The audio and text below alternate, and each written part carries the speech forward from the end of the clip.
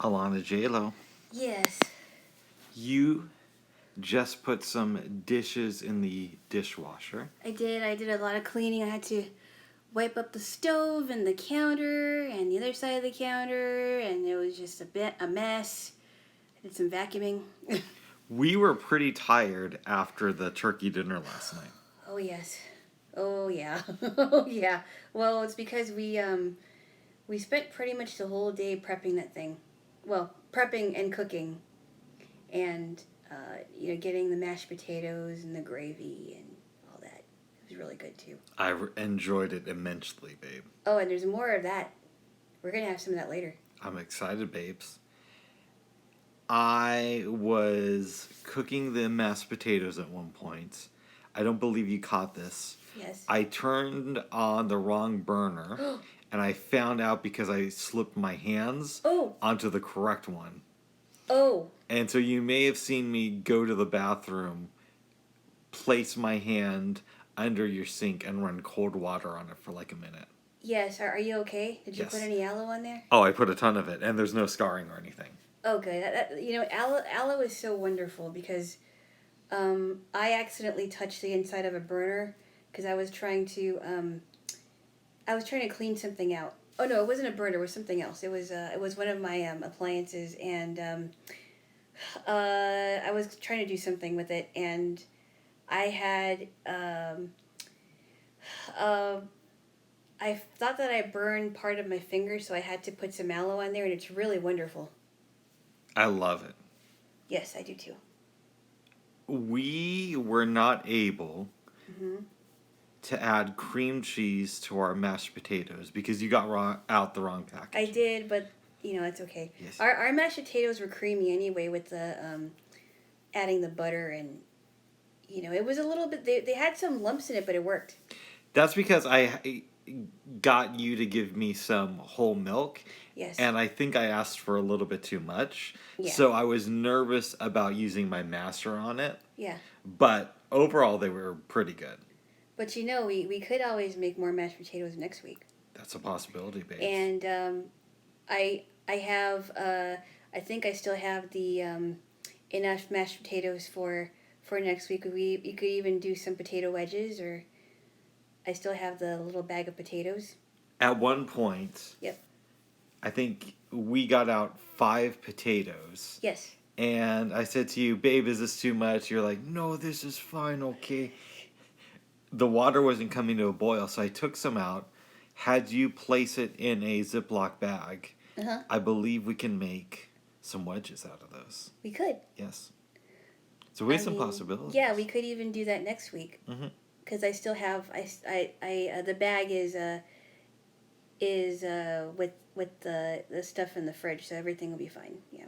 Oh, that's good, Jaylo. And we still have more than half of the red velvet cake that we had last night, and including chocolate peanut butter ice cream. Yes. Which I was like, oh, what chocolate ice cream did you get? And I was like, ooh, it's peanut butter. Great stuff. Oh, you are the best. Thank you, babes. I am, but that's what you love me there, Jaylo. And we haven't even got into the cornbread yet. No, we haven't, but we will. Yes. I mean, we could even get into it later on this afternoon. I like the idea of that, babes. Yes. Cornbread is delicious. We had a ton of food yesterday. We did have a ton of food, and that turkey just, really knocked me out. Even though it smelled good the other day when I took it out, yes. I was still concerned that it wasn't going to taste right. Oh, I wasn't. Really? No. Well, because of the onion and the celery, right, that we put at the bottom of the pan, that already made it smell good. And then you top it off with that gravy that we did, and then I brought up the idea of making another gravy with the gravy mix. But we don't have to do that. We could even use it for something else next week, too. Yeah, basically, we took the drippings and put it in a pot, warmed it up, and I think I added some black pepper, maybe a little bit of salt, but that was really about it. Yep. You wanted to just do standard gravy mix yesterday. Aren't you glad that we did not do that? I am, and I said, you know what? I don't think it really needs it because it's just really good. Those onions that marinated in the turkey. Yeah. Oh, they came out great, babes. Oh, and the turkey was nice and moist, and it wasn't, it wasn't too soggy. It was just perfect. I loved it, babes. Just perfect, yeah. Probably won't be that way today just because it's been in the fridge, but it'll still be pretty good. It's okay. We still have some of the mixture. Yes. We could put some of that on there, or we could do something with it. Make sandwiches because of the bread that I got. I don't know. We'll come up with something, Jaylo. We will come up with something. Yes. I'm happy with just eating it the way it is, but it's good stuff. We could do that. Yeah, I have no problem. We could even just plate up our turkey, put some of the stuff on there that I put in the fridge. Ton of ideas, just to make it more taste just as good as yesterday. Because now you take out the gravy that we put in there, it's going to marinate. It's going to be good. Oh yes, Jaylo. Oh yeah. Yesterday, go ahead. I lost my thought now. Go on. Oh, yesterday we watched another episode of Julia Child's cooking program where she did lobster. I wanted to watch that because I thought that she was going to kill them on the show. No, she didn't. She did not, but I thought, oh, this might be kind of fun to watch. Yeah, and remember that part when she said, the reason why you could see that it almost looks, it looks like it's moving. It's because of the muscle contraction, and then you're like, oh. But I bring it up because one point when we're watching this, maybe it's just because of the tryptophan, so I was kind of out of it a little bit, but she's chopping something and talking, and I think to myself, I'm watching a master at work. It's kind of like the guitar tutorial videos I watch on YouTube. Yep. It reminded me a lot of those. Wow. What do you think about that, babes?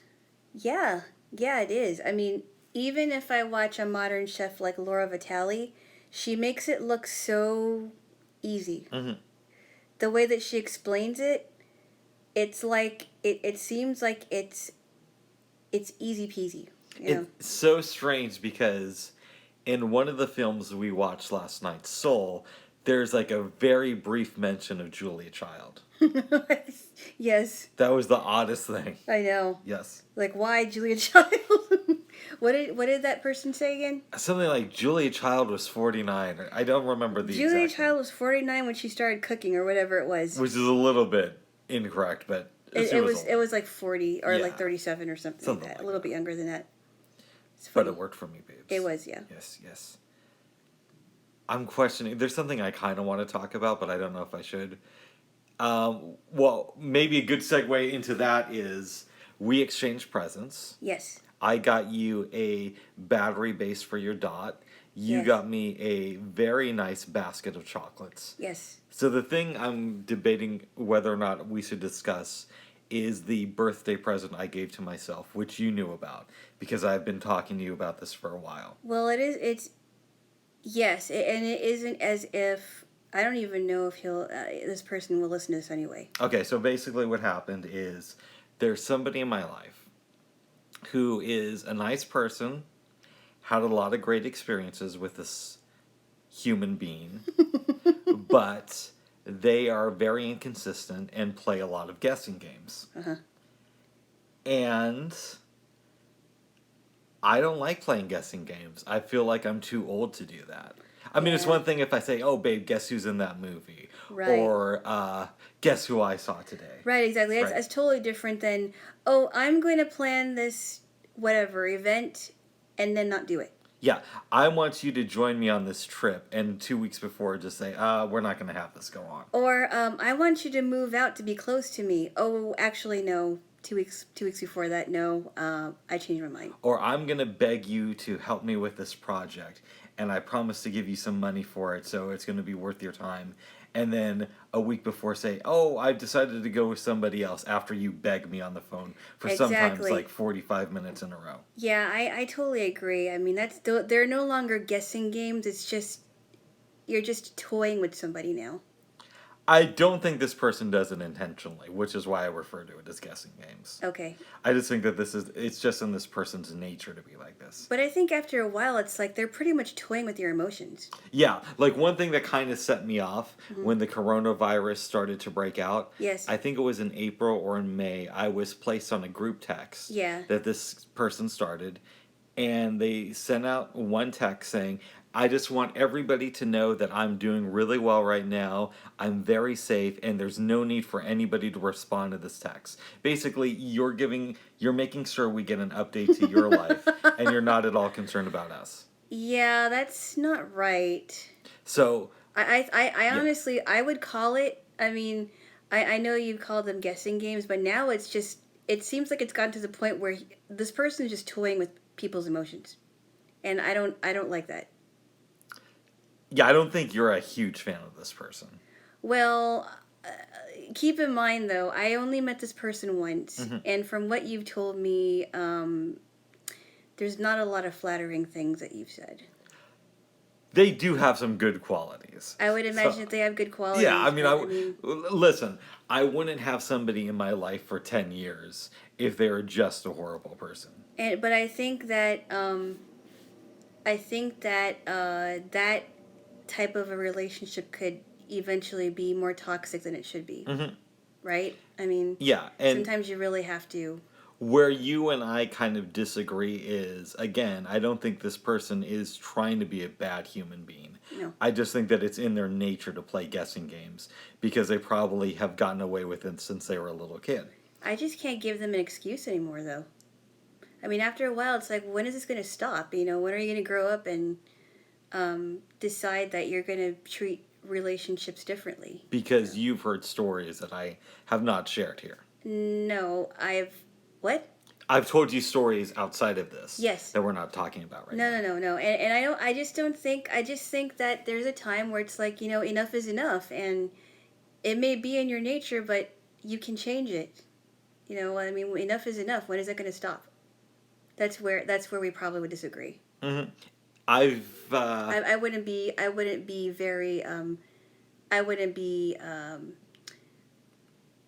very lenient with this person. You think that I've been too lenient? I think you have. Okay. In all fairness, I think in some ways you have. And to be fair, also, you are not the first person who's told me that. Right, but I think that you have made a very, very big decision. Well, I also want to say, to more balance, I've had a lot of cool experiences with this human being. Yes. They're not complete evil or anything like that. Right, yeah. And I do take, we already established, I have a little bit of a different take on the way they act around people. But I do think that there's it feels a little bit toxic to me. Yeah. And I want to try to break out of old patterns. So yeah. I've been telling you this for a while, that my birthday present to myself this year would be to block that person's number from my phone. Not erase the contact, but to put it on a block list. Right. So when they call or send a text, I won't get it. Good. And after you went to bed last night, I had a few indigestion problems. I got up. We're keeping it real. And I didn't tell you this part. What? I sat down on your couch and kind of like lied there for maybe 45 minutes, debating whether or not I should do it. Mm-hmm. Then I finally just like thought about it like, no, if I want to stop playing these games, then this is the time. Right. Pulled out my phone and put the person on the block list, came back into the bedroom and fell asleep. So the contact is on your a contact is on your block list, but you can unblock them. I could, yes. Okay. Well, good for you. Yes. I'm very proud of you. Thank you, babes. And I would do the same thing. I mean, I'd had to block somebody's email once before, and I also deleted an email.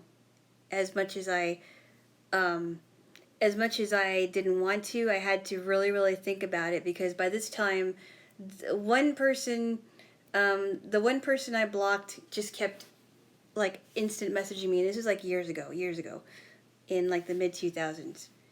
And I'm like, okay, I don't talk to this person very often, and I'm just going to block this person. This person cannot contact me anymore. Mm-hmm. And then I had to delete this person's email because I didn't consider this person a friend anymore. And I just had to do that because I just thought, I don't really need these people in my life. I have other people that are better friends than they could be. It's odd because this person does have good qualities. Mm-hmm. I still, in a weird way, consider them a friend. Mm. But it's somebody I want to root for, but kind of from afar, instead of being in it with the person. I totally understand. So, I mean, you can be a friend to them, but very, very distant. Exactly. For example, I haven't taken them off my Facebook. Mm. They can still email me, but we're not gonna be playing this game where this person sends me these long texts or calls and tries to talk me into something just to send a text the day before trying to say, "Oh, I replaced you with somebody else." That's done. Yeah, and then I mean, don't get me wrong. I really don't like getting rid of friends, and I haven't gotten rid of a lot of friends, but there are times where I'm just like, I just can't. You just can't be in my life anymore. It's just so unhealthy. Like, remember when I told you about that one person who helped me move in to a place in Portland. That was a part of she was part of the. That weird church lady, right? Well, she was. She didn't go to a church that I was going to, but she was this older lady that I didn't know very long. I think I only knew her for like 7 months. And because she was in the area, I needed somewhere to stay because I was getting ready to move out of the place I was staying in. But she decided, okay, not me. She decided that she wanted to be a mom to me, right? In every sense of the word. Minus the breastfeeding. Yeah. Well, minus that, and also the fact that she is not my mom. And she just wanted, I mean, she didn't say, "Oh, I want to be like a mom to you." She's basically saying, well, when I stayed over at her house, she was like, "Well, when you're here at since you're here at my house, I'm going to be your mom." I'm like, "I never wanted you to." I was just like, "No." And so, and she would refer to herself as my moving mom or my friend mom. And I'm like, I never put mom in there. She put mom in there. She kind of inserted herself into my life. And then she told me a story about this girl that she was kind of, she kind of took under her wing. Mm-hmm. But then she stopped contacting this woman, the older woman. The girl stopped contacting her, and I thought, I wonder why. I wonder why. Well, because she was just so pushy. She just was very opinionated about certain things that I was like, you shouldn't concern yourself with those things. And I was just like, I can't do this anymore. So I just stopped contacting her, and I don't even know if she's on my my contact list for my email, because I don't use that email very often, so I wouldn't know. Oh. But I had to do that, and it was hard, but I really had to. I just didn't think that she would be good for my life. It's just so unhealthy. I agree. Again, my situation is a little bit different. There's something that I think Tara Brock said, and if I'm getting the person wrong, then she's getting extra credit today. But something like, let a person out of your head, but not out of your heart. Mm-hmm. Which is why I reduce the amount of contact I'm going to have with this person. But I still wish them well in life. Mm. I still want them to succeed. Yeah, I think that's fair. Mm-hmm. I think that's fair. Now, I have serious questions whether they will or not based on some past actions. But I still want them to become better and, all that stuff. Let me ask you a question. Go ahead. What do you think is going on in that toxic person's head? Like, do you think it's because they're trying to fill a void that they never got? Or that because, like, for example, because somebody might be flaky, because they never like finished anything that they started. That's a very good question. I've talked about this person with women before who kind of open up with what you did. Maybe they're filling a void that it has been empty for a long time.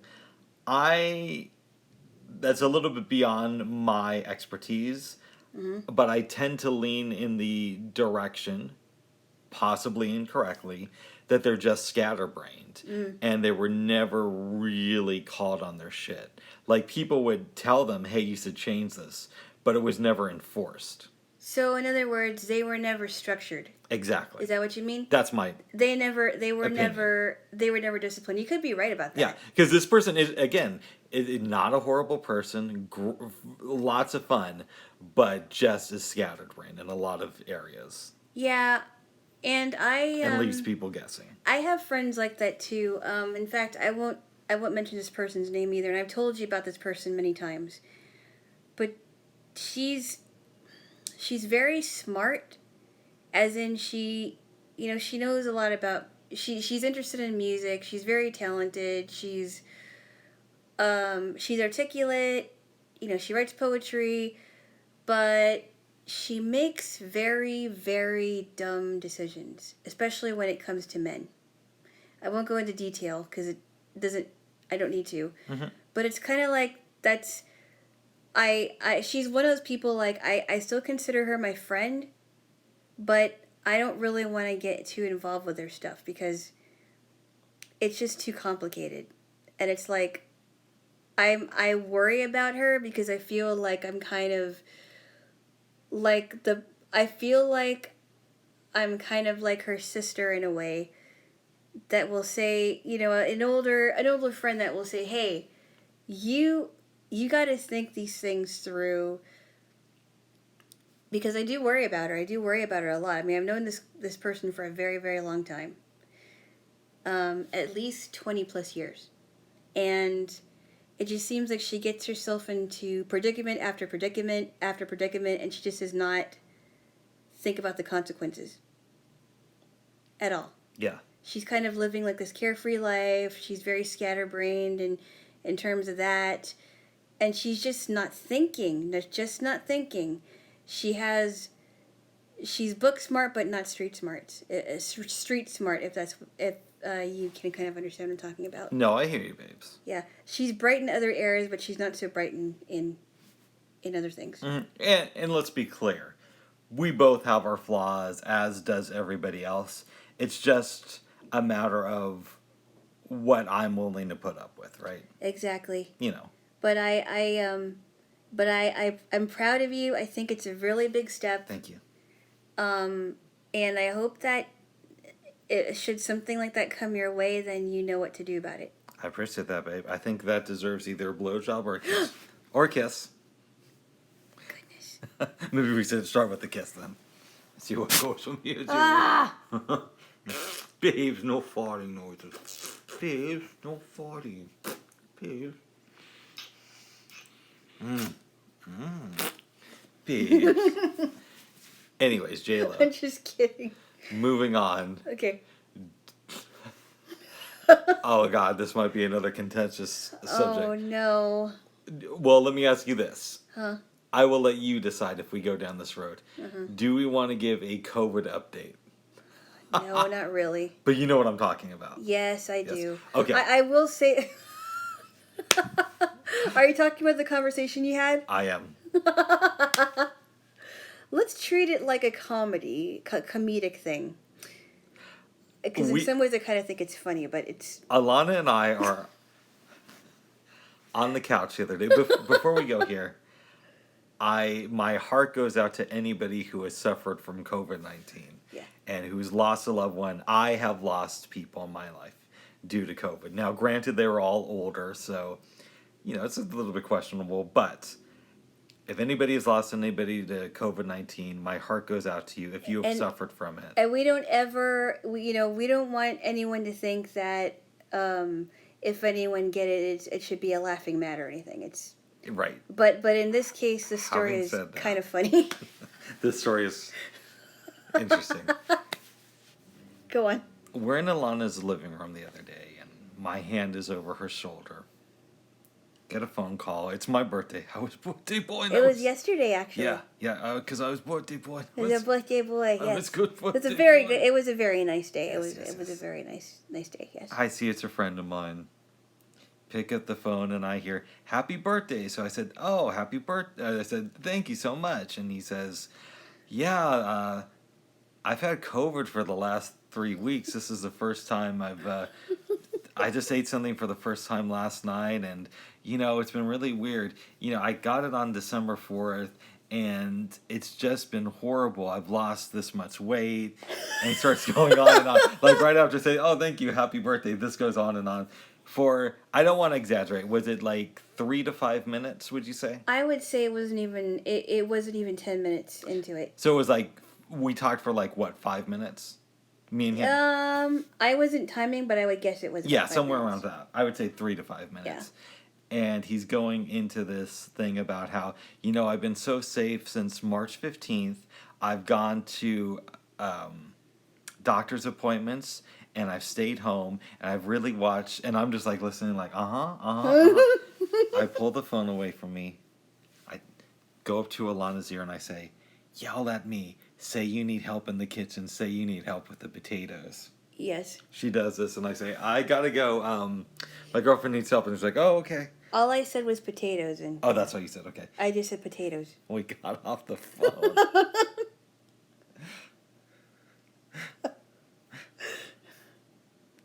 What did you think of that?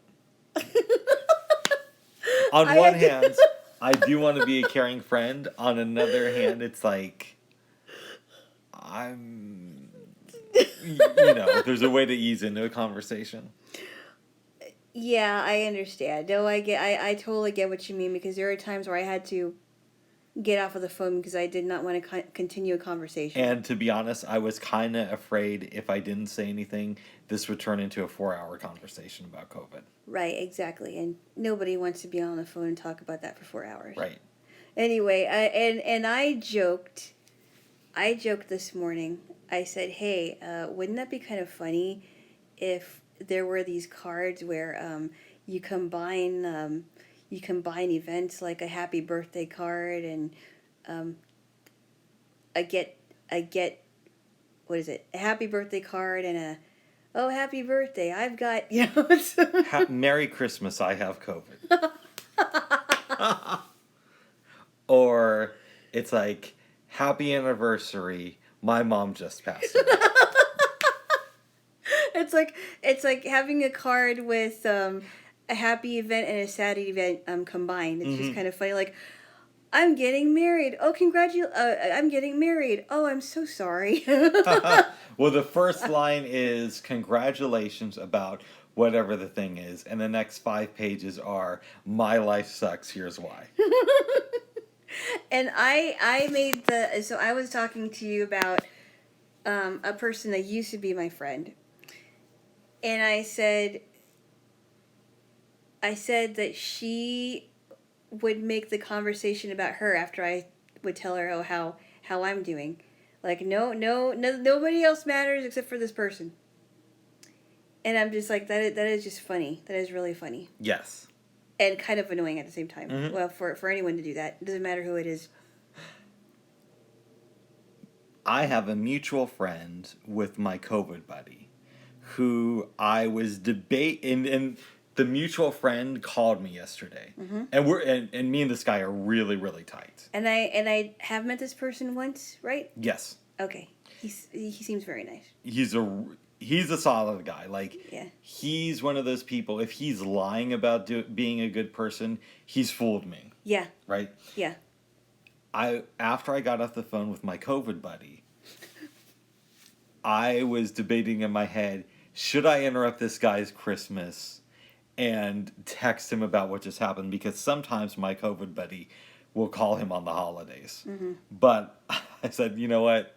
He's having fun. I'm here with Jaylo. Why don't I just text him in the morning? And that's what I did when I woke up today. That is really funny. Yes. I'm sure he'll get a laugh out of that, or I don't know. Comment. Yes. But yes. I think in some ways you can find humor in serious things, and I am very sorry that your friend had to go through that. But I am too. It is not a fun thing. no, I'm sorry when anyone gets sick. I mean, I hate getting the flu and I hate getting colds, and you don't want to be sick. It's not fun. According to him, he has not got his sense of taste back, which really sucks. Right. I would hate that. I knew someone 3 years ago that had that happen. They couldn't taste anything for like a month. Ugh.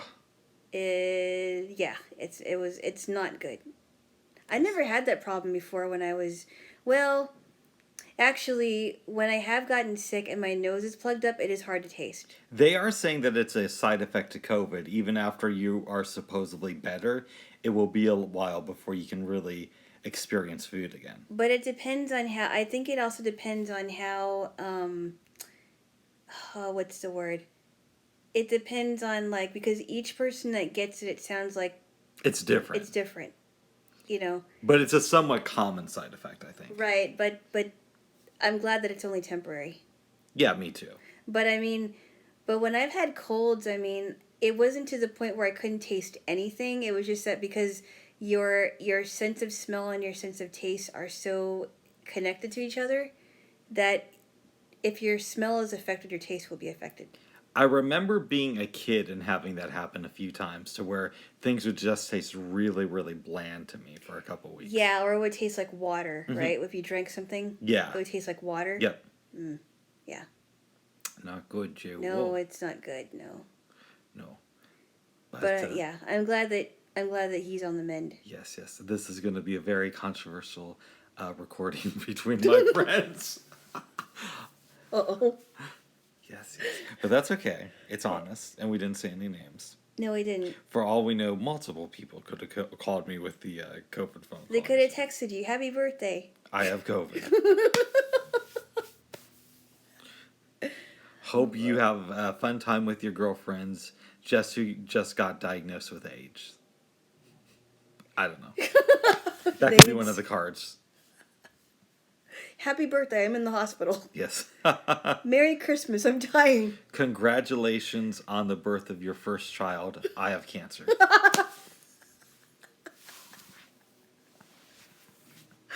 It would be funny as like a gag gift. Yes. I don't know. Yes, I like that.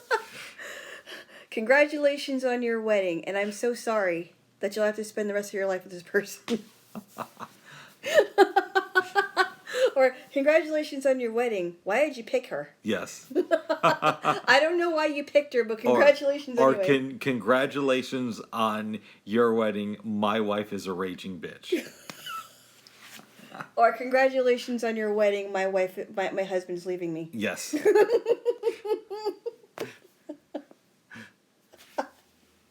I don't know. I think that'd be funny. I do too.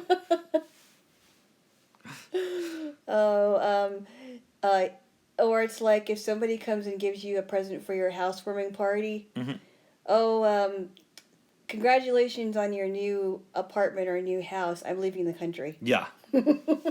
Or congratulations on your new apartment. I just got evicted. Can I stay here? Yes. Can I move in? I don't know. I think it would be a funny sketch. Or a funny advertisement for a combination event cards or whatever it is. That could work, babes. That would be hilarious. Yes. So, dinner was fun last night. It was delicious.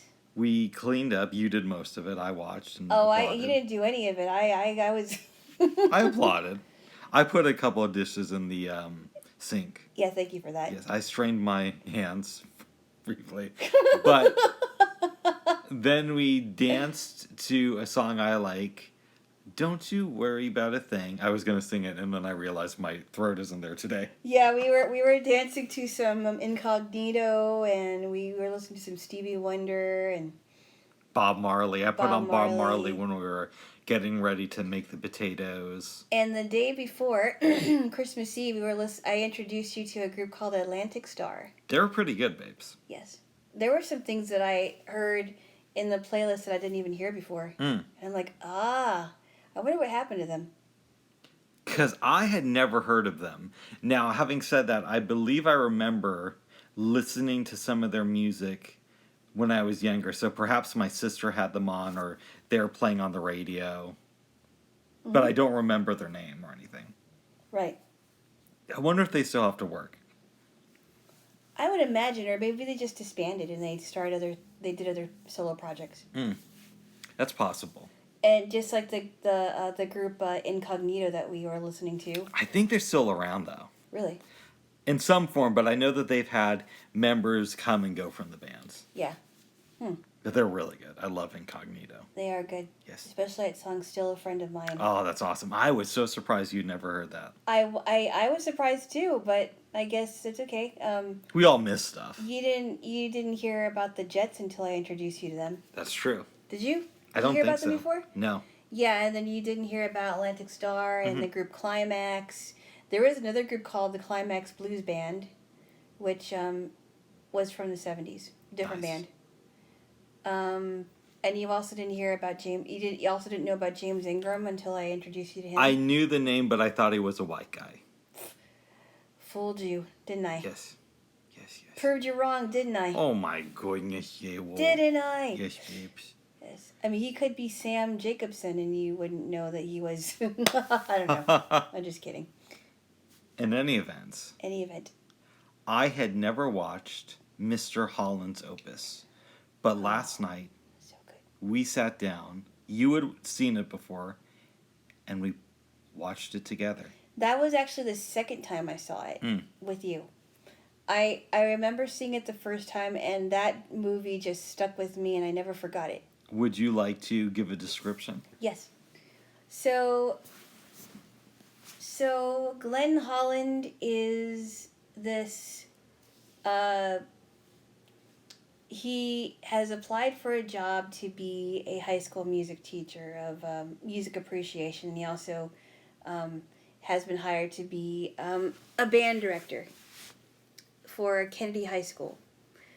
And he's living with his wife Iris, and they're not the richest people in the world, and they're trying to figure out, how they're going to live on his salary, because I think she's a housewife. Is that right?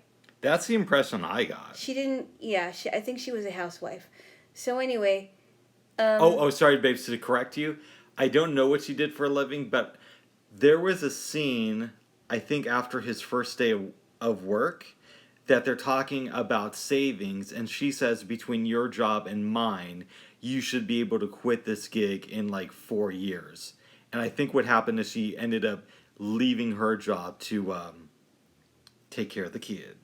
You're right. Anyway, sorry about that interruption. And, yeah. By the way, they do have a child. Anyway, later on. We'll get there. When we get there.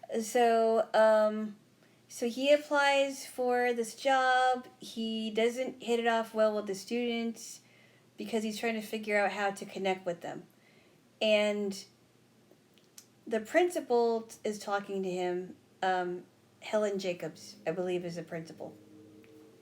Is that right? Yeah. We're going to go with that. The principal or the superintendent, I don't remember. But she basically said, he's like, I've never seen a teacher sprint for the parking lot as fast as you have. After work. When you're, it's like, I am very busy, I teach, I'm very busy, and I'm trying to teach these kids the best I can. And her response was, well, your best isn't good enough. But she also said something, and I wish I remembered it, but I was high off tryptophan, or low off of it, about how part of it is filling the kid's mind, and the other aspect of teaching is showing them, being a compass for them to use what's in their minds. Yes, that's right. It's like your job is to fill their minds with the knowledge of music, or whatever, however she said it. And she said, and you're supposed to be a compass for those students, but she goes, but Mr. Holland, your compass is stuck. Mm-hmm. And I thought, wow, that is really true. Because at this point, it's like his first couple months teaching, and he basically just wanted a gig because he was tired of being in a band that wasn't bringing in enough money. Exactly. It's right. He wanted to do something different. And this is like the early 60s. Yes, it's the early 60s. Sorry, I'll let you. Great era of music. Anyway, so he starts to get it. And one day, he's like, I'm trying to figure out how to get through you, and I don't think I have. So, now, and then so he starts playing a piece called Lover's Concerto. And he says, now, and he's talking about Johann Sebastian Bach. He's like, now, is there anyone, do you know who wrote this? And they're trying to give answers like, no, actually, you've heard it before, but you've heard it differently. It's actually Johann Sebastian Bach who wrote this piece. And it's Minuet in G. And I had to play a little bit of that from one of my classes. And he said there are certain things that you may have heard before, but they were taken from classical composers like composers like Johann Sebastian Bach. And that was the first thing that he tried to connect with the students. And then I got to get to Gertrude. Oh, she's cool. Gertrude Lang, young girl who plays the clarinet, and in the beginning. You can tell that she's smart, yes, but she's just not directed right. Right. Very young, starting off the clarinet, and he's like, how long have you been playing? She's like, 3 years. And he's like, really? And so what she's trying to work with her, and she's like, oh, I can't do it. My sister has a scholarship to Juilliard. My mom is this. My dad has a beautiful voice, and my brother's a porn star. That's not what she said. Okay. Don't tickle me. Sorry, babes. All right, keep going. I'm listening. Yes, Mr. Crane. Sorry. Fraser Crane. Yes. It isn't Frasier. Anyway, and so she is, she's like, I can't do it. I just hope someone wants my clarinet. So he finally sits her down and he says, okay, now play this. He gets on the piano, and I don't know what the name of the song is, but I've heard it before. And he says, now, okay, so when you look in the mirror, what do you like about yourself? And she's like, I like my hair. And he's like, why? I like my hair because my dad says it reminds him of the sunset. And he says, okay, play the sunset, close your eyes. And I'm like, oh, this is such a great analogy. And I've never seen a sunset, but I imagine it's really, really pretty to look at. All the different colors and things like that. Would you agree? They can be very beautiful. Yeah, I heard. I heard also that you can see if the minute you see a sunset, after a while it's gone. Not it's there always. And it's right. It's there and then it's gone, right? That varies depending on the time of year and where you're living. Mm-hmm. Sometimes it takes a while. But I heard they're really pretty. It's just as pretty as sunrises are. Anyway, so she took that to heart, and they did a concert, and Gertrude had a solo, and I thought, oh, this is great, and she was really good. Whoever played the clarinet, I don't know if it was her or not, but anyway. So he's connecting with the kids. He's also teaching driver's ed. Some of the kids that are in driver's ed are just crazy drivers. You've seen that scene. Mm-hmm. Fast forward, Iris finds out she's pregnant. She starts crying because she's like, I'm sorry, and because now it kind of is an interruption in his schedule because he's working with high school kids. But he basically is like, no, it's all right, and so he starts. I'm sorry to stop you, but the thing I love about that scene is when he brings up John Coltrane and about how when he was 15, he used to go to this record store. Somebody gave him a John Coltrane album to listen to and said, and he hated it. You're going to dig this, but he hated it. But he listened to it again and again, and then finally he heard the brilliance of Coltrane. He's like, I just couldn't stop listening to it. Mm-hmm. And I think... Which is kind of how I feel about Coltrane. Maybe that's why the story resonated with me. Yeah, I do like Cole. I don't know enough of his stuff, but he is brilliant. I love his stuff. Brilliant saxophonist. Yeah. Especially, I like his version of My Favorite Things. Great saxophonist. Yes. Anyway, so...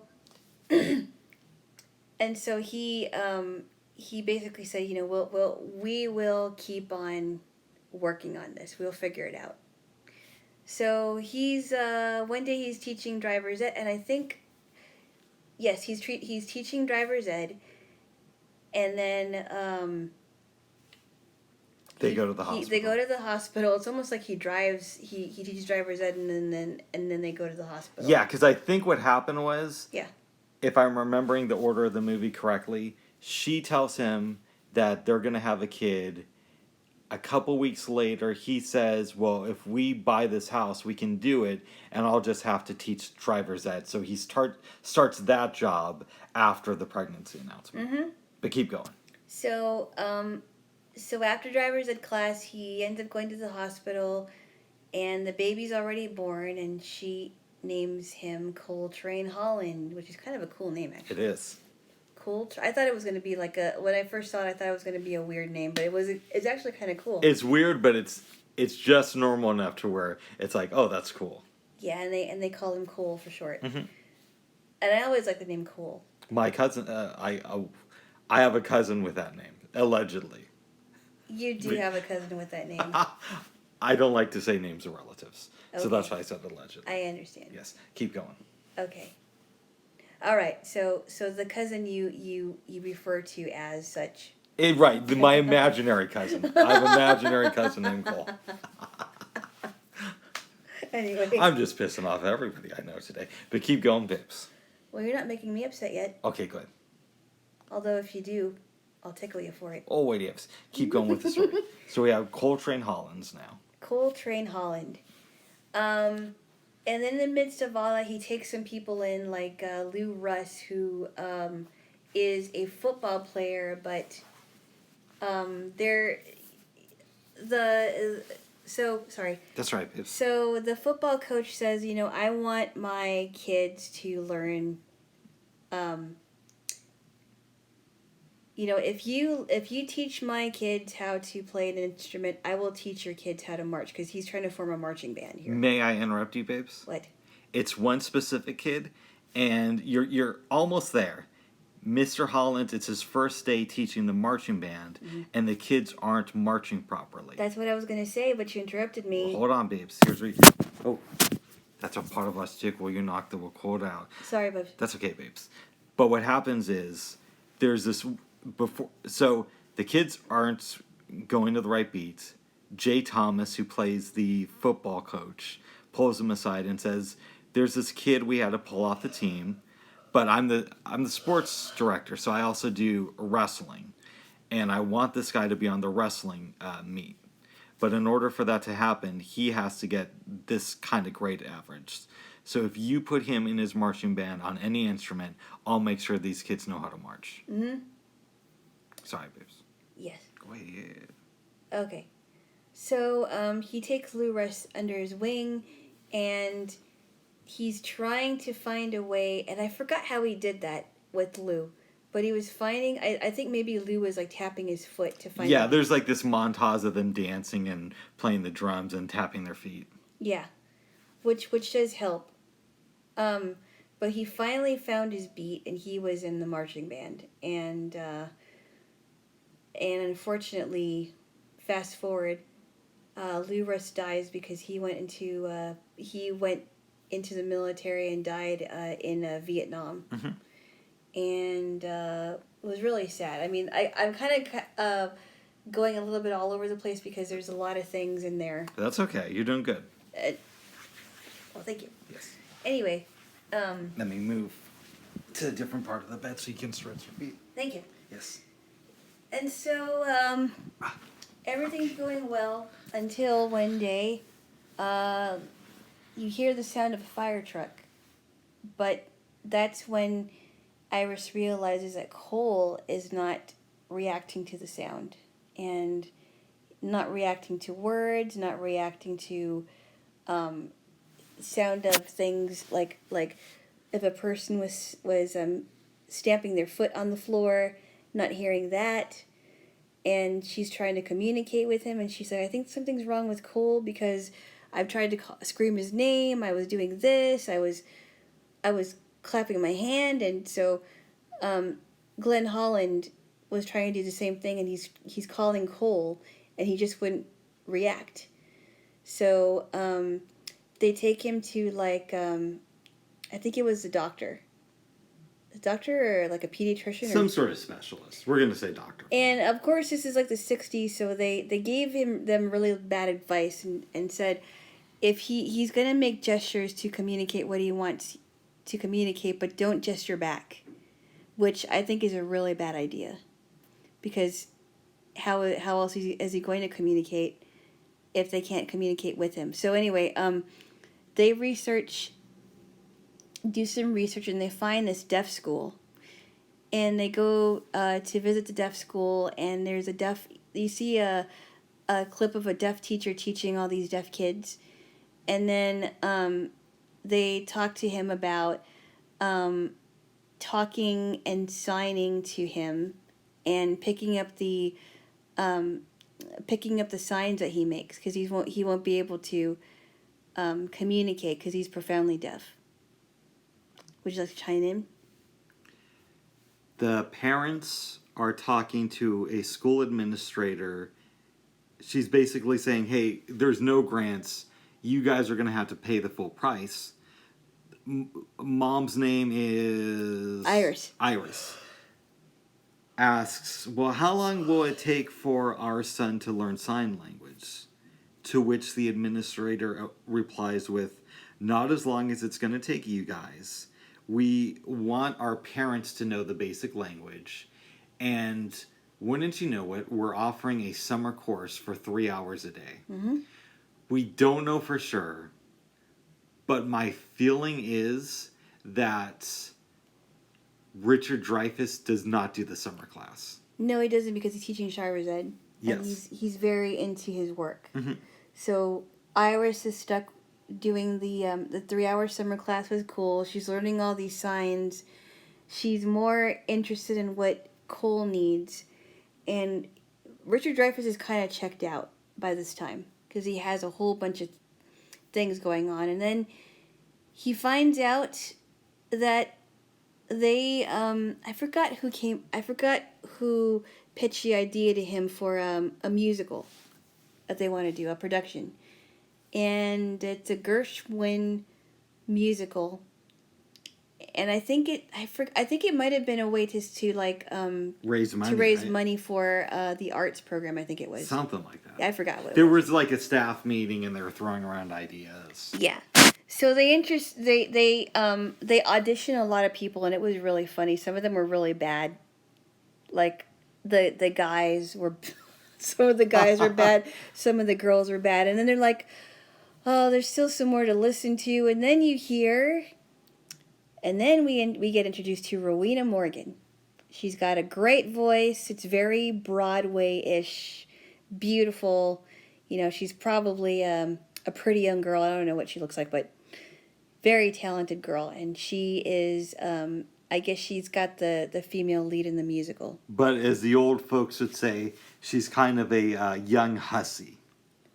A housebreaker. A housebreaker? A homebreaker, whatever they call it. A homewrecker. Homewrecker. Really? Is she? As the old folks. Well, she wants to get... Okay, I'll get into that. Just right. a second. You're moving ahead here. Sorry, babes. Go ahead. All right. So, he is interested in working with her and practicing like how she sings the songs in the musical, and how she wants to convey the message, and and she's working with him for hours, and now she's kind of been like a project for him in some ways. Would I be correct in that? Yes. Okay.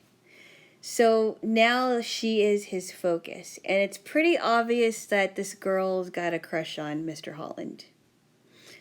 So, anyway, he works with her late into the evening, and just to let you know, nothing happens during that time. But you can tell that she's into him, and he goes back home, and she's like, "Who's Rowena? Who's Rowena?" That's what the wife says. Oh, it's a legend. It was from the... And I thought, oh, that was a quick answer. Yes. One of the things, you can tell that Mr. Holland has a sense of humor about his situation in life. Yeah. Yeah. I thought that was really funny. Mm-hmm. Who's Rowena? Huh? And so you can tell that there's some tension in the marriage because Mr. Holland has no clue about what's going on with Cole. Iris Holland is really the only one that's been interested in what Cole's doing. And explain that scene where he gets really upset with Cole and... Oh, yeah. So I couldn't really see it, but Cole is doing something that, like, makes some weird smell, apparently. Because he comes over to Cole and he says, "Open a window, it smells in here." Yeah. He gets up, he goes to the windows that are by the piano that Mr. Holland is working on. Yep. Once the windows are open, the tablet starts flying around. Yeah. Cole and Mrs. Holland's, whose name I can never remember. Iris. Start picking up the papers and helping. Mr. Holland is upset.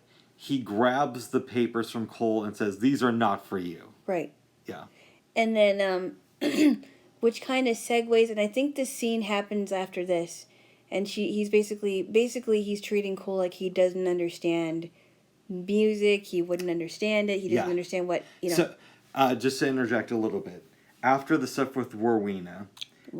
Yeah, they kind of fast forward, and they do it interestingly in the movie, where they'll show different pop culture things. For example, they'll have a montage where it's Richard Nixon resigning from the White House and talking about the de-escalation in Vietnam to indicate... John Lennon dying. Yeah, to indicate it's the 70s. And the next montage, to get the time has fast forward, is the death of John Lennon. Yep. We go to Mr. Holland's house, and Cole is there. Mr. Holland says, "John Lennon just died. You wouldn't get it." Yeah. And he leaves and then comes back. And then this segues into the scene where Cole is really upset. Iris is translating.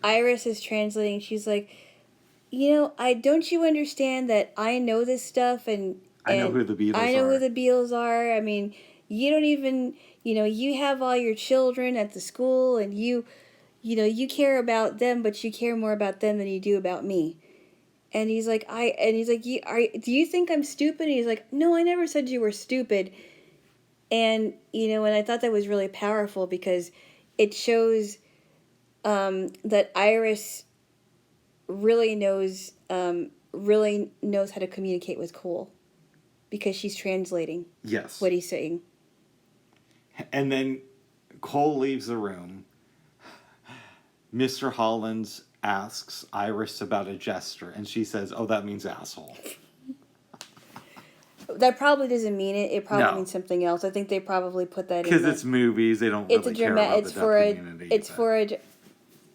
They don't, babe. It's probably for a dramatic effect or whatever. Okay.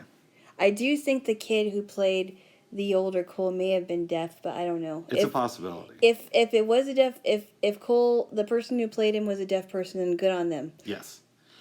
Mr. Holland thinks about this. Mm-hmm. He doesn't just brush Cole under the rug or decide to beat him or starve him out. Right. He decides that he is going to throw a concert at the deaf school. Oh, well, you're forgetting something. Tell me. They show another montage of Cole dancing to some music. Mr. Holland is signing signing the words. Remember that? I thought that happened after this. That happened before the concert. Okay. And he was signing some things to. He was signing the lyrics to Cole. Hmm. And Cole was like really having a good time dancing. Anyway, okay, go on with the concert. Okay. He gets up, he makes a joke, and then he sings Beautiful I think it's called Boy? Beautiful Boy. I wasn't sure what it's called. He actually. replaces the name at the end with Cole, so it's Beautiful Cole. Yeah. And he Cole is dedicated he dedicated it to his son. Mm-hmm. And I thought that was really cool that they did that. Yeah, you get the feeling that their relationship grew stronger from the point of the argument. Yes. One of the powerful effects of John Lennon. Yes. And that is a good song. I've heard it before. Oh. So years pass, not years. Yes. And this, okay, and then so this fast forwards to the, wait a minute. I forgot about the musical. Remember when they do the I thought you were intentionally trying to skip over that. No, because there was I thought you didn't want to talk about the bus station scene. I think I should. Okay, let's rewind. Forget everything y'all just heard. And we'll get back to the other thing. We'll get back to the deaf stuff. We're now at the musical. Okay. She performs and then she tells him oh, by the way, after tonight, I'm gonna be leaving for New York tomorrow.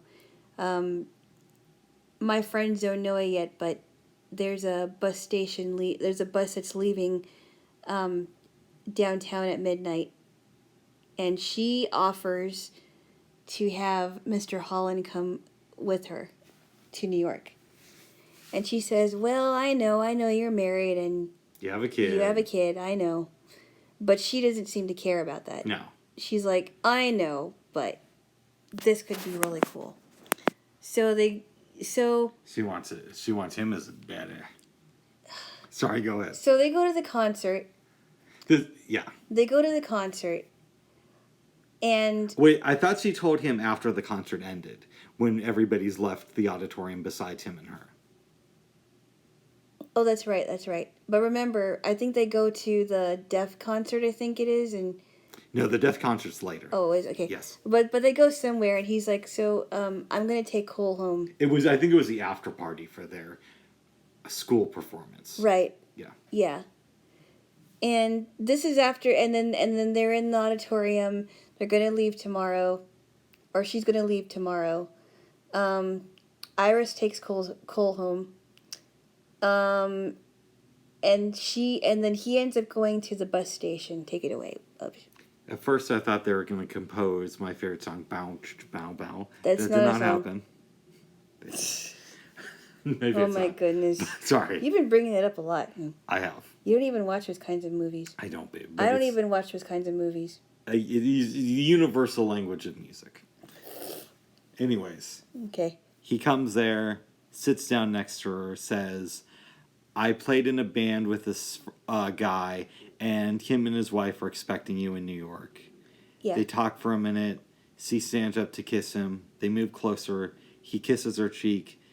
She gets on the bus to go out of state. He comes home to his wife. It's dark. Gets into bed and says, I love you.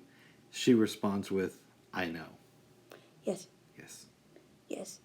And I forgot to mention, because when they were having this conversation, Rowena said, this is not the way I imagined it, because she thought, oh, I'm going to run away with Mr. Holland. Mm-hmm. And Mr. Holland said, before he says goodbye to her, he says, but it's the best way. So I was really glad that he did that. Yes. He let her go, and he realized, I need my wife and my child more than anything, and I'm not going to ruin it. Fast forward to the 1990s. Oh my goodness. And he has now been in this field for 30 years teaching. And he gets called into a staff meeting. To principal's office. The principal's office. The principal says that we need to cut the arts program. And him and this principal have had beef since pretty much Holland started at the school when the principal was like the vice principal of the school. Yeah, when Helen Jacobs was around. Yes. He made a comment. He said, "Well, Helen, if Helen was here, she'd fight for it." Yeah, because the principal basically says, you have to cut 10% of our budget, and so you're no longer going to have the gig. So they have a staff meeting, and one of Mr. Holland's ex-students happens to be in a staff meeting. It's not a staff meeting. Is it? He goes to what I'm assuming a board meeting? Is like a city council. A city council or meeting? Board meeting. And one of the students there, one of the people there happens to be Mr. Holland's ex-student. And he said, well, and he's explaining why the arts program should not be cut. So he realizes after that meeting that he is going to retire and leave the school. Fast forward, Cole comes back to visit from college. I think he went to college, either college or He's a young man by this time, and he is, but I think he's a teacher because Iris read a letter around this time saying, I got offered this teaching gig at some college, but I'm not sure if I'm going to accept it because I really like it in DC. Yeah. Yeah, I like the school that I'm going to now. I think teaching it, but... Okay. In any event, he comes back. He comes back to visit his dad. They kind of joke around with each other, and Iris is like, all right, let's go to the car. Richard Dreyfuss calls him an asshole, which is awesome. Right. They leave. I kind of like that scene. It's kind of funny. They're headed to the car. They leave. It's implied that... they leave his room, we should say, not the building. They're about to leave the building. Yeah. And they go to the car. They're headed to the car. They're headed to the car. But they're still in the school. Yes. Mr. Holland hears this noise. It's coming from the gym, I think. And he's like, what is going on here? He's like, I hear something. Like, oh, yeah, I don't know. Why don't we go see? And here's a bunch of people that are clapping and singing Louie Louie on the piano. I don't know who's playing the chords. It's a great song. And they all cheer when Mr. Holland and his family are in the gym. It's basically a huge surprise retirement party. Yes.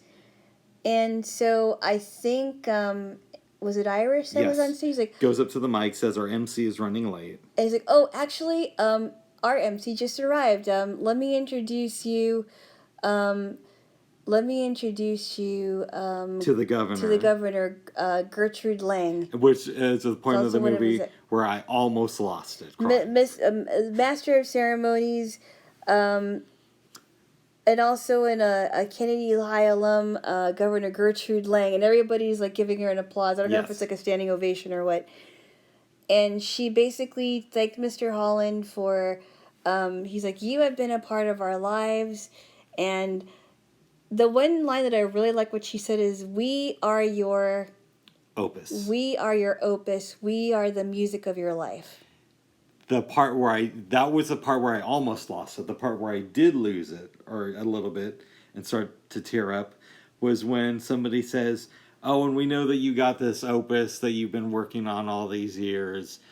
Your wife gave us the notes. We're going to perform it. He gets up, and Gertrude takes a seat. And we want you to conduct us. Yes. And Gertrude sits down to perform with them. Yeah. And I know it's a cheesy Hollywood thing and all that, but I started to tear up at that part. And it just ends with a big applause, and the concert is over. It was really a great ending to the movie. I never forgot it. I never forgot that movie. Yeah. I've obviously heard about this film throughout the years. But this is the first time I've watched it. It was really good. Mm-hmm. It was really good. I was skeptical to watch it because of the previews. You know, he's this music teacher, and of course they make his son deaf. So I'm thinking, oh, this is too Hollywood for me. But I enjoyed this. I loved how it was executed, and I knew that you were going to like it because not only because there was it was talking about the arts and how arts are really good for students, and why arts programs should not be cut and why they're so important. Um, I, well, they're important for they're also they also aid in other subjects too. He has which that is great line. Sorry Yeah. to interrupt you. Yes. Where he's talking to the principal who just fired him, and he says something like, "You may teach these kids to read and write, but you're not teaching them." I think you got it quite a little bit wrong. You say the line. Basically, he said you can take the arts, you can take the arts, you can take the arts program away from them, but you can't. But they're not going to have anything to read and write about. You can take the arts program away Away. from them. You'll teach them how to read, but they're not going to have anything to write about. I think is what it is. Yeah, they're not going to have anything to write about. And now that we've butchered that, we probably butchered it even more. Yes. But that was the second time I watched it. Like I said, I never forgot that movie, and I'm just glad that you liked it, especially the end. It's great. It was awesome, babes. And the music was wonderful. The music was great. Yeah. And that's how I felt that's the kind of feeling that I felt when I was in band all through high school and middle school, and I just felt like that was my niche. That was where I belonged. And it reminded me of that. You have watched a fair amount of Richard Dreyfuss movies with me. I did. What were your thoughts about him before our relationship, and what do you think of him now? I think I didn't really know much about him. I didn't watch too many of his movies, maybe a few, like Stand By Me and Mr. Holland, Opus. And I think he's a great actor. I really do. He was really good in this one. Yes, he was. I don't know if he played the piano or maybe he hired a musician to play the piano for him, but whoever it was, if it was him, he was really good.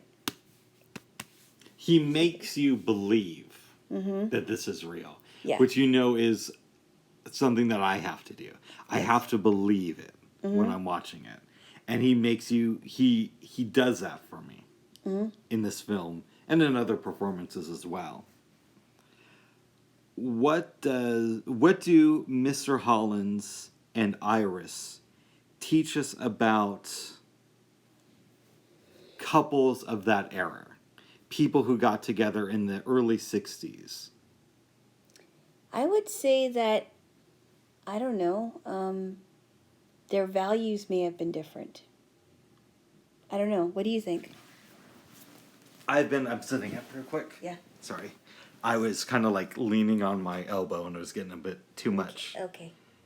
I think in a way they're a commentary on how the American dream can change who you want to become in that dream. Mm-hmm. So, for example, when it starts out, they don't have a kid. They're just kind of like doing their thing, having some fun, and Mr. Holland's gets this gig that may last for a year. Yeah. So know that it's going to be a 3-decade journey. She's at her job, and they think, well, maybe this will last 4 years. Yeah. And then things get extended. They have a baby. And he has special needs. So they slowly become the people that they were fighting against, right? So I could imagine Iris, before she became a parent, may have been the early part of the women's lib movement, right? Because, she's with this guy, but she had her own job and was probably fulfilled.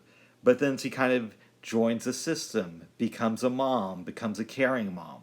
And there's nothing wrong with that. But it probably meant sacrificing what she thought the American dream was.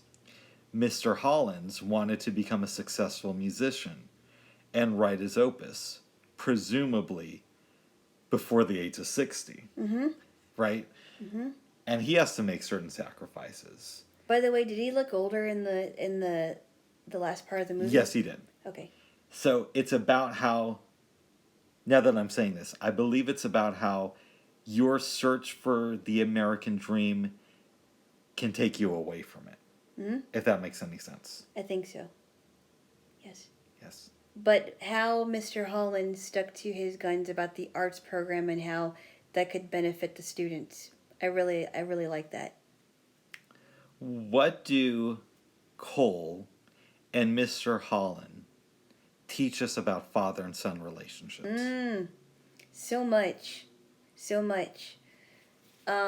It, if you're away from your child for long, even if you're living in the same house, you don't stop to think and learn about what your son or daughter, or son rather, what he likes and his dislikes and music, because you're so consumed with your other stuff that you're not, you could be in the same house as your son, but not know your son for a long time.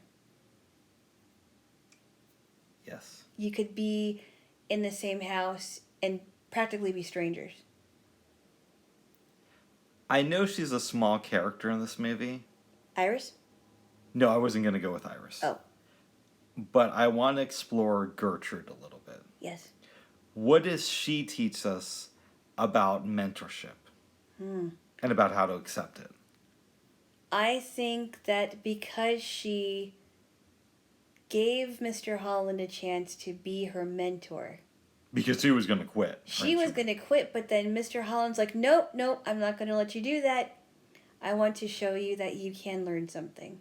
And how just one, like I said, one bit of encouragement, one push can really make an impact on somebody's life. Someone gives you a chance to do better and to learn something. They can really be good for your life.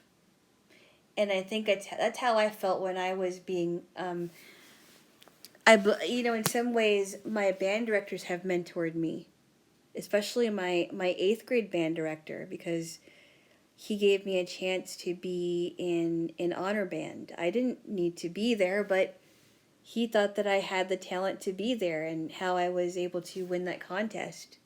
And I know I'm getting off track here, but this isn't Mr. Alana's Opus, or Miss Alana's Opus, but go ahead. No, but I mean, I could really apply that to my own growing up in learning my instrument and getting better at it. If I didn't have those people around me to encourage me, I mean, where would I be with my instrument? And it's encouraged me to think about improving more, and performing more, and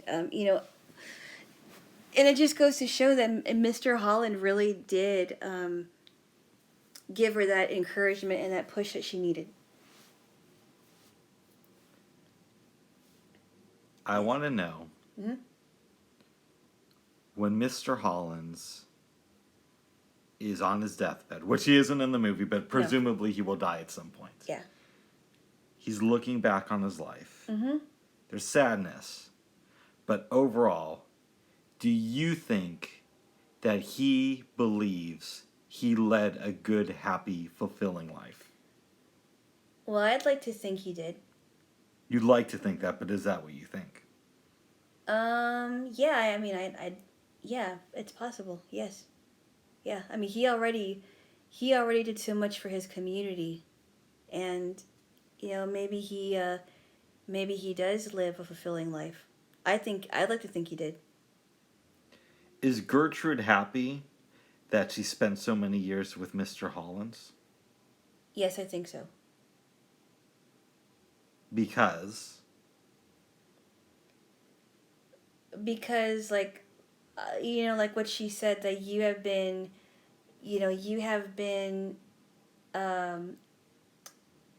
what do I say, like, what did she say? Like, you have been a part of my life, and a big part of my life, and all of our lives. Right? yeah. So, like I said, I mean, even though she's in politics, I'm guessing that she took the lessons that she learned from Mr. Holland and not all that encouragement that she got, and she applied it to her work. So even though she wasn't around him every day. Right. I'm thinking that she gleaned from those lessons that he taught her. By the way, clearly she's happy, but I just wanted you to express it a little bit more, right? Okay. So I asked the question as sort of a rhetorical. We know that she's happy, or else she wouldn't have come back there. But I thought it would be important for you to give some context about that. Okay, so I have a question for you. Go ahead. Do you think Rowena is happy? I go back and forth with that because we don't really hear from her. Now, because we are both blind, it's possible she was at his retirement party, didn't say anything, and we just didn't notice her.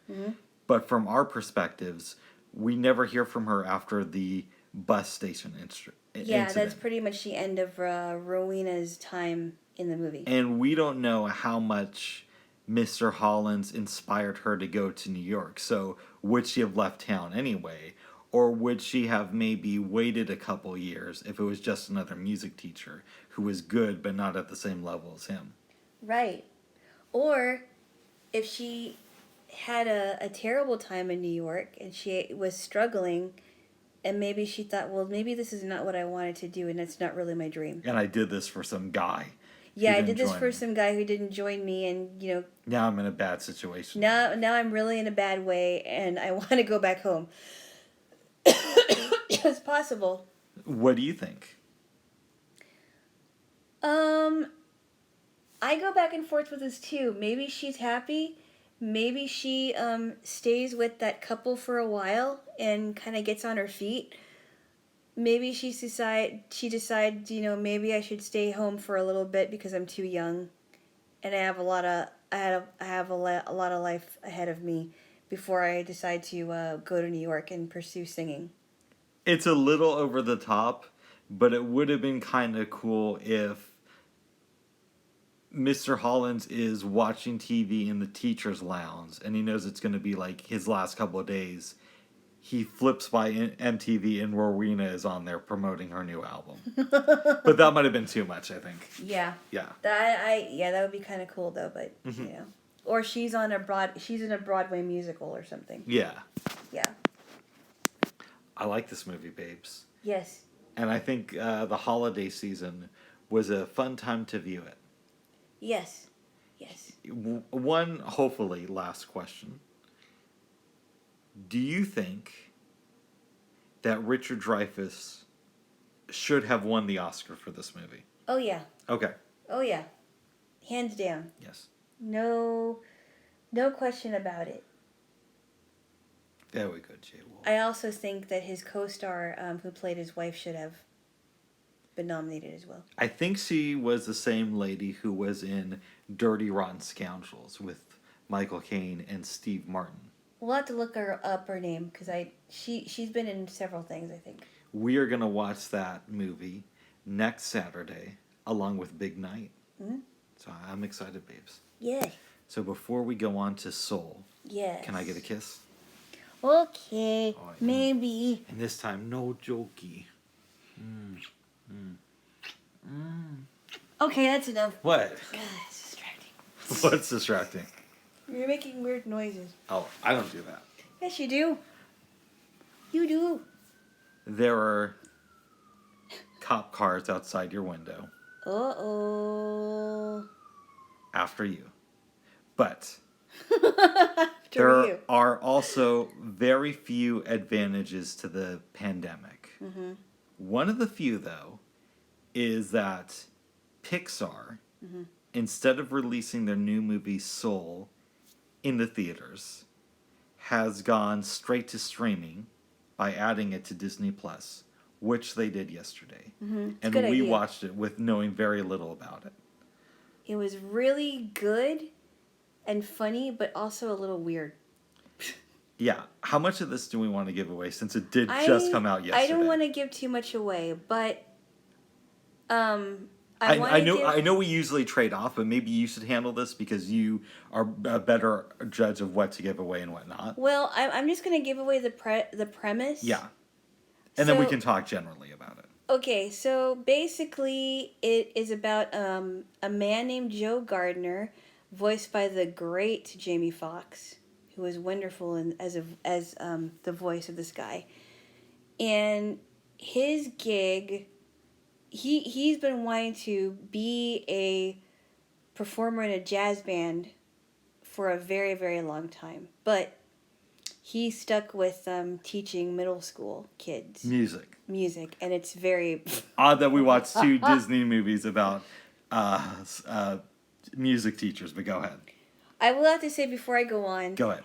In the opening.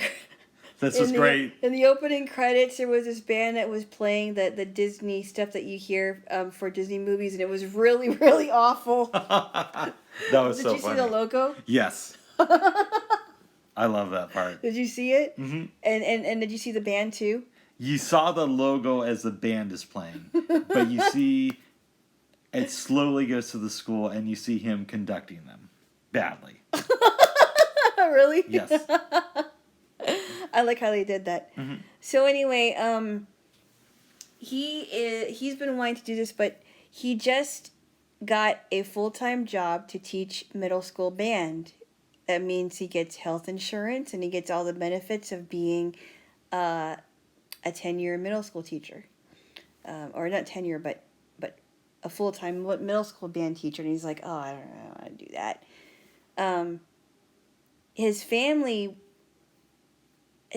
was excited because now he can say that he has a career, but that's not what he wanted to do. His mom, basically, yeah. Yeah.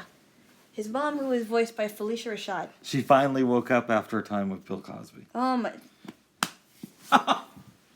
You stop it. Sorry, go ahead. Bad joke, Flav. Okay. Bad joke. Okay. She put her clothes on and went to the... Hey. All right. Go ahead. That's please. enough. That's enough, Dave. That was clearly a joke. But keep going. All right, keep going. Anyway, so he goes to see this. He goes to play for audition for this band with this saxophonist, and where's she practicing? At this club, right? At some club, yeah. She's practicing by herself, and her name is Dorothea Williams, and she's like this great saxophone player, and he goes to audition for her, and he says, "Hey, Mr. Gardner, what do you do?" And he's like, "Well, I actually teach middle school." So she ends up calling him Teach. Yeah. And so I like that. Yeah, and so he's playing with her and her band, and he's doing really, really good. He's like, well, what am I supposed to do? And he's like, he's trying to keep up with the band, and he's playing the piano, and he's like, wow, very good. And he says, she says, well, performance, we want to have you here tonight. Performance at 9, rehearsal at 7. He's like, great, and he's really, really happy, really, really happy. But something happens, and he ends up in the great beyond. I don't really want to go too far into it because there's a lot of stuff in there that's kind of strange. This is a teaser, and maybe we'll just give our overall thoughts to the movie. Yes. It's not my favorite Pixar movie. That honor still goes to Coco, but it's really good. It's maybe like a 7.5 out of 10, I thought. I would agree. Yeah. I think Coco's more like a 9. Yeah, Coco's a 9.5, I would say. Yeah, 9.5, very close to 10. Very close to 10. And this is very good. It's not a great movie, but it's a really, really good movie. And it was a good movie to watch on Christmas night, I thought. And it went really well with Mr. Holland's Opus. And it really makes you think about your dreams, your aspirations, what you think are your aspirations, and what happens when it doesn't go the way you want it to go. There's a scene at the end of the movie, I don't want to spoil too much, but he gets another chance to do things. And he's asked, well, what are you going to do? He says, live every day to the fullest, which is more poignant now under COVID, I believe. It resonated with me more. Well, you forgot one part. What's that? Well, you kind of butchered it, but it's okay. He basically. I also didn't want to give too much away. Well, he basically somebody asked him, so what do you want to do with your life? And he's like, I am not sure, but I'm gonna live every minute of it. Yes. And I thought that was such a great answer, because, and it really makes you think about, well, what do you want to do with your life, and what is your passion, and some people, there are some people that spend their whole life trying to figure out what that is, and there's some people that start over at like even at 45 or 50, and they start something that they never thought about starting until then. But it really makes you think about that, doesn't it? Yeah. I've had this idea in my head for a few months that when all is said and done and society is open up for real, I want to use my arts to help people in some way. And it's not that I just like took the fact that I could do art for granted before this. But I wasn't quite there. Yeah, I wanted people to be inspired by it, but it wasn't really the main focus. And I still want to make crazy jokes and all that, but I would like to have a more positive impact on the world around me. I'm wondering, has the pandemic affected your view of art in that way? Or maybe a better question is, how has the pandemic affected your view on art? Your art? That's a really good question.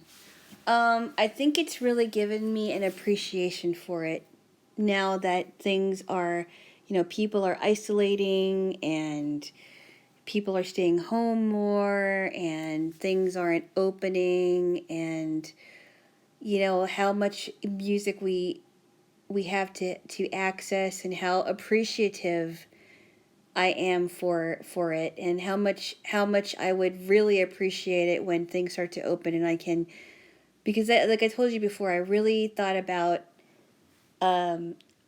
finding a way to join this ensemble. The flute one. Yes.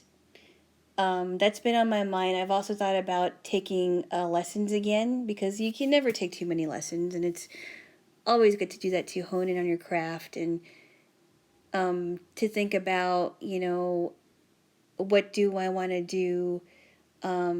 What would I enjoy doing for a living, even if I end up not teaching music for a living, or I end up teaching it on the side, or lessons on the side, or I've been thinking about that. I really have. But I really think that I am more appreciative of it. What lessons do you want people to take away from your performances, if any? I want people to... That's a good question. When I get up on stage, initially I get really nervous. But I want people to know that I enjoyed playing for them what I've played as much as they enjoyed it. That's one of the biggest things I want people to understand, and whatever message that the piece is conveying, I want people to know what it is. But I also want them to know that I enjoyed it. I enjoyed every minute of what I played. And I wouldn't have played it for anybody if I didn't enjoy playing it. Have you ever considered starting your own flute ensemble? No. Why not?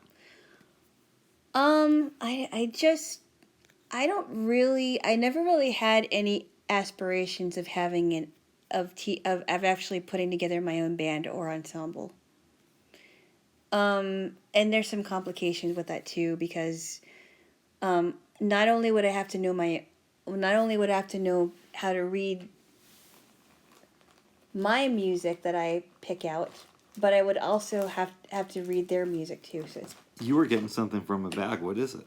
I'm getting some melaleuca oil. Oh, you love that stuff, Babos. Yeah, I do. I ordered more of it. Nice. But no, I mean there's a little bit of complications with that, and I never really wanted to actually have my own ensemble. That never even occurred to me. I like working with people one-on-one, I think. Yes. So, I mean, but yeah, I've been thinking about that. I really have. how has being a Christian influenced your art?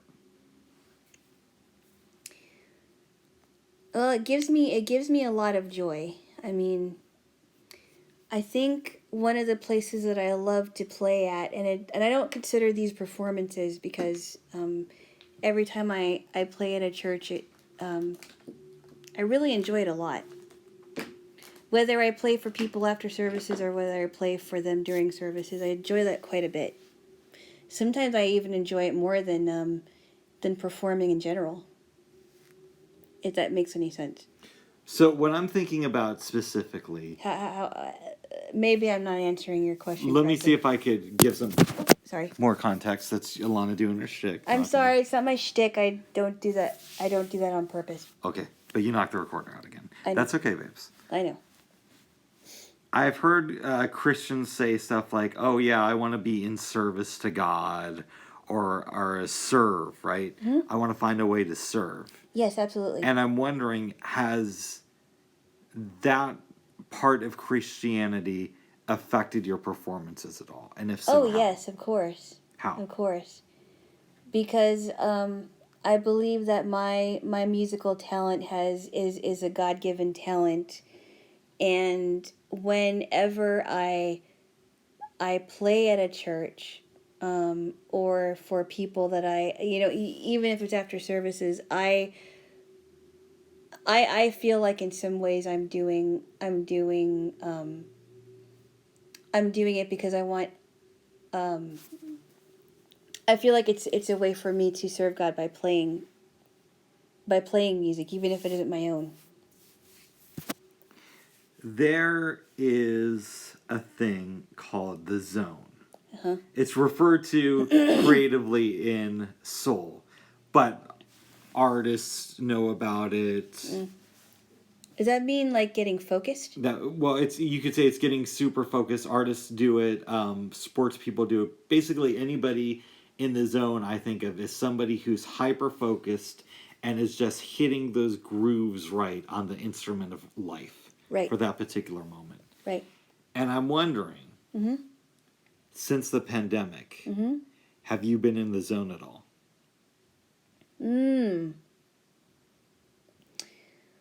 I don't, I never thought about that. That's a really good question. Reflecting, yes, but in the zone, I'm not too sure. When I think of the zone for myself, I think of those nights or days when I pick up a writing instrument to work on poetry and I'm lost in it for several hours, but by the time I'm done, I have something that has the potential to be a masterpiece. Yeah, that's a really good question. I never thought of it. I never thought of it that way, but that's something to ponder. Ponder.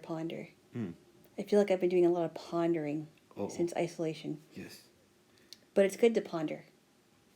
It's almost time for me to reread The War of Art. Would you have any interest in joining me on that journey? I don't know, maybe. Okay. Maybe. I'm thinking in a week or two. That's a powerful book, babes. Is it one of those like self-help new agey things? I've told you this many times. It's a self-help book for artistic people. Okay. But it's I may give it a try. I may give it a try. I mean, you know how I feel about self-help books. I know, babes, but this one's special. Okay. Yes. Just like my heel. I will say that it is refreshing that he actually admits that he procrastinates like really badly. Oh yeah. And I don't believe there's anyone that I've ever met that can honestly tell me that they've never procrastinated. Because we all have. Pressfield is very, very honest. We all have procrastinated, and I think in some ways it's very embarrassing. And he says that even though he's written a book on procrastination, basically, that doesn't mean that he's stopped. It just means that he knows how to fight resistance better. Right. Mm-hmm. But he doesn't always win. Right. Yes. I don't believe I've met anyone in this world that can admit to me truthfully that they've never procrastinated, or they're better at not procrastinating or they've stopped procrastinating, because we all do it. We all have done it. Yep. It's something that we can't avoid. I can tell you that. You know? Yes. You know, and I'm not happy that there are times where I do procrastinate, but who is? You know, we all do that. We all are guilty of it. I'm procrastinating on tickling you right now. Oh, really? Yes. Well, good. That's a good thing to procrastinate on. What is? Jaylo. Yes. Did you have any dreams last night? I did not. I was just completely out. I was exhausted. I was so tired. But it was a good kind of tired, because my body has just been tired for the last couple weeks or so. A few weeks, maybe. I'm glad you slept well. I certainly did. Yes. Is there anything else you want to say? No, but I am interested in dipping into that cornbread with you. I think we should do that after this, but first I need to kiss. Kissy. Yeah, kiss. Oh.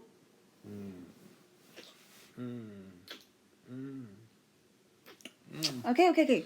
What? Stop it. What? Stop what? You're distracted. Loving my Jaylo? No, not loving. But I'm making weird noises. Oh, we're gonna eat some cornbread. Cornbread. Maybe watch some TV. We'll see. Maybe watch some Julia Child or That's a possibility. Laura Vitale. Yes, I think we should stick with Julia Child. Okay. And Julia Child is great. yes, next weekend we will start on the Queen's Gambits, and we'll probably get through it next weekend. Then head back to DS9. Yes, and eventually, when we finish that, maybe go to The Boys. But tonight we're gonna have fun. We're gonna watch Jojo Rabbit. I'm gonna see it for the third time. This will be your first viewing. Came out last year. Great movie. And August Rush. August Rush. Yes. And it's also about music and sounds. Nice. So, and it's kind of an interesting movie. It's definitely different. I haven't seen it. I only saw that once, so there may be some things I forgot. But I thought it was good. I mean, it wasn't my favorite one. It wasn't my favorite movie, but I thought it was really good. Nice. Speaking of forgetting, I forgot. Have we kissed yet during this one? I don't think we just. Oh, I forgot. Okay, let's kiss. Because I forgot.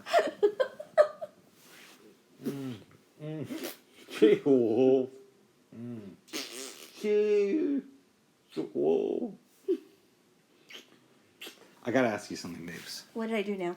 No, when your parents would get mad at you and you were a little kid, did they ever call you Jaylo? Of course not. Okay. No. Just I just said my name very firmly. Oh. They were good, babes. No. Nice. They didn't even middle name me. Oh, that's good. You know. I never got that. Okay. Yes. You never did, huh? No. At least not that I remember. Okay. They never called you Richard or anything, right? I don't think so. Okay. Yes. They just said your name very firmly. Mm-hmm. Okay.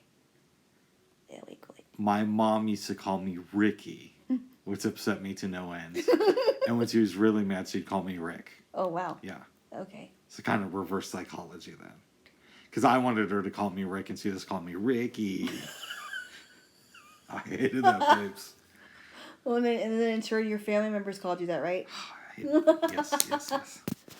Oh, yeah. There are some names that my family members call me, but they're only designated for family members to call me that. Nobody else should. Good, babes. And I won't mention them here. For anyone who's listening, that might know who I am. I'm not going to mention it here. Okay. Yes. All right, Alana Jaylo. I think we upset a few of my friends. But I would like to invite them to listen to this instead of calling me. And really ruminate on it. What did you do wrong? Now, what did I do wrong? Continue listening to Green Jaylo and Hammond. Very good. Anything else, babes? No, I'm just more refreshed today than I was yesterday because, man, that tryptophan in the turkey. Ooh. Oh, I remember what I wanted to ask you. What's that? Yesterday, you were the girlfriend of the birthday boy. What's it like now no longer being the girlfriend of the birthday boy? How has your life changed? It hasn't changed. At all? Okay. I was just wondering if you missed those birthday boy girlfriend privileges or. There were no birthday boy girlfriend privileges. Okay. What would those privileges be, though? You got to date the birthday boy. Oh my goodness. Okay. You never said that last year. No, but I said that this year. You're dating the birthday boy, Jaylo. Oh, your birthday boy. All right. I thought it was very cute that you were excited about your birthday. Thank you, babes. I thought it was very cute. Yes. And on that note, I think we should call it. And eat some cornbread. Yes. All right. Yes. Bye-bye. Until next time. Until next time. Bye. Bye.